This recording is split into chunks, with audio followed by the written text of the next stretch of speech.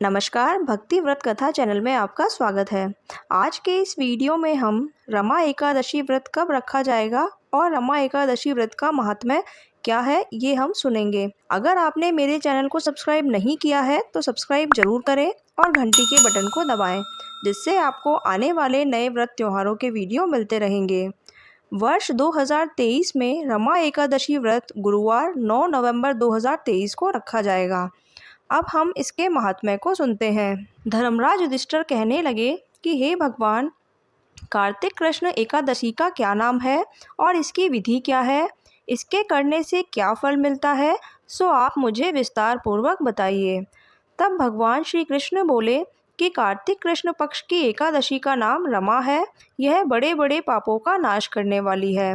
इसका महात्म्य मैं तुमसे कहता हूँ, ध्यान पूर्वक सुनो। प्राचीन काल में मुचुकुंद नाम का एक राजा था। उसके इंद्र, यम, कुबेर, वरुण, विभीषण मित्र थे।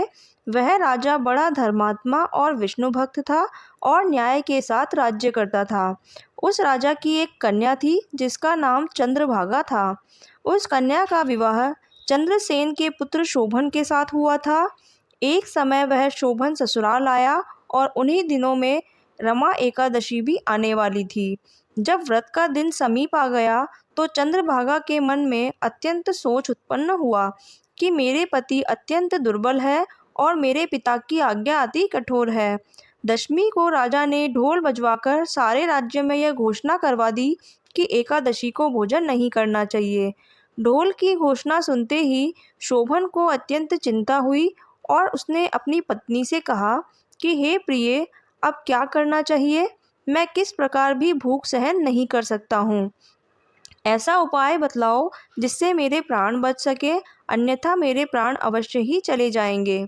चंद्रभागा कहने लगी कि हे स्वामी, मेरे पिता के राज में एकादशी के दिन कोई भी भोजन नहीं करता है। हाथी, घोड़ा, ऊंट, बिल्ली, गौ आदि भी तृण अन्न जल ग्रहण नहीं कर सकते। फिर मनुष्य का तो क्या ही कहना है। यदि आप भोजन करना चाहते हैं तो किसी दूसरे स्थान पर चले जाइए, क्योंकि यदि आप यहीं रहना चाहते हैं तो आपको अवश्य ही व्रत करना पड़ेगा। ऐसा सुनकर शोभन कहने लगा कि हे प्रिय, मैं अवश्य व्रत करूंगा, जो भाग्य में होगा वह देखा जाएगा। धर्मराज युधिष्ठिर द्वारा कार्तिक कृष्ण एकादशी का नाम, इसकी विधि, इसका फल कैसे मिलता है, यह विस्तार पूर्वक बताइए। ऐसा पूछने पर भगवान श्री कृष्ण बोले कि कार्तिक कृष्ण पक्ष की एकादशी का नाम रमा है और यह बड़े बड़े पापों का नाश करने वाली है। इस प्रकार से विचार कर शोभन ने व्रत रख लिया और वह भूख और प्यास से अत्यंत पीड़ित होने लगा। जब सूर्य नारायण अस्त हो गए और रात्रि को जागरण का समय आया तो वैष्णवों को अत्यंत हर्ष देने वाला था, परंतु शोभन के लिए अत्यंत दुखदायी हुआ। प्रातःकाल होते ही शोभन के प्राण निकल गए। शोभन की मृत्यु से राजा रानी और चंद्रभागा बहुत दुखी हुए और उसका दाह संस्कार करवा दिया। चंद्रभागा अपने पिता के घर में ही रहने लगी। रमा एकादशी के प्रभाव से शोभन को मंदराचल पर्वत पर धन धान्य से युक्त एक सुंदर देवपुर प्राप्त हुआ और वे वहां विराजमान हो गया। एक समय मुचुकुंद नगर में रहने वाले सोम शर्मा नामक ब्राह्मण तीर्थ यात्रा करता हुआ इधर उधर निकला और उसने शोभन को पहचान लिया कि यह तो राजा का ही जमाई है और उसके निकट गया। शोभन भी उसे पहचान गया और अपने आसन से उठकर उसके पास आया और प्रणाम करके कुशलता पूछी। ब्राह्मण ने कहा कि राजा मुचुकुंद और उसकी पत्नी कुशल से हैं, नगर में भी सब प्रकार से कुशल है, परंतु हे राजन, हमें आश्चर्य है कि आप अपना वृतांत कहिए। ऐसा सुंदर नगर जो न कभी देखा है न सुना है, आपको कैसे प्राप्त हुआ? तब शोभन बोला कि कार्तिक कृष्ण की रमा एकादशी का व्रत करने से मुझे यह नगर प्राप्त हुआ है, परंतु यह अस्थिर है। यह स्थिर हो जाए ऐसा उपाय कीजिए। ब्राह्मण कहने लगा कि हे राजन, यह स्थिर क्यों नहीं है और कैसे स्थिर हो सकता है, कृपा करके बताइए, फिर मैं अवश्य उस उपाय को करूंगा। शोभन ने कहा कि मैंने इस व्रत को श्रद्धा रहित होकर किया है, अतः यह सब कुछ अस्थिर है। यदि आप मुचुकुंद की कन्या चंद्रभागा को यह सब वृतांत कहें तो यह सब स्थिर हो जाएगा। ऐसा सुनकर उस श्रेष्ठ ब्राह्मण ने अपने नगर लौटकर चंद्रभागा से सब कुछ कह सुनाया। ब्राह्मण के वचन सुनकर चंद्रभागा बड़ी प्रसन्नता से ब्राह्मण से कहने लगी कि हे ब्राह्मण, यह सब बातें आपने प्रत्यक्ष देखी है या फिर स्वप्न में है?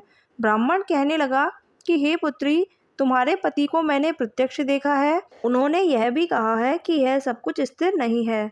जिस प्रकार वह स्थिर रह सके ऐसा उपाय करना चाहिए। चंद्रभागा कहने लगी कि हे विप्र, तुम मुझे वहां ले चलो, मुझे उनके दर्शन करने हैं। मैं अपने किए हुए पुण्य से उस नगर को स्थिर बना दूंगी। सोम शर्मा यह बात सुनकर चंद्रभागा को लेकर मंदराचल पर्वत के समीप वामदेव ऋषि के आश्रम पर गया। वामदेव जी ने सारी बात सुनकर वेद मंत्रों के उच्चारण से चंद्रभागा का अभिषेक कर दिया। तब ऋषि के मंत्र के प्रभाव से और एकादशी के व्रत के प्रभाव से चंद्रभागा का शरीर दिव्य हो गया और वह दिव्य गति को प्राप्त हुई। इसके बाद बड़ी प्रसन्नता के साथ वह अपने पति के निकट गई और अपनी प्रिय पत्नी को आते देखकर शोभन अति प्रसन्न हुआ। उसे बुलाकर अपनी बाई तरफ बैठा लिया। चंद्रभागा कहने लगी कि हे प्राणनाथ, आप मेरे पुण्य को ग्रहण कीजिए। अपने पिता के घर जब मैं 8 वर्ष की थी तब से विधि पूर्वक एकादशी के व्रत को श्रद्धा पूर्वक करती आ रही हूँ। इस पुण्य के प्रताप से आपका यह नगर स्थिर हो जाएगा तथा समस्त कर्मों से युक्त होकर प्रलय के अंत तक रहेगा।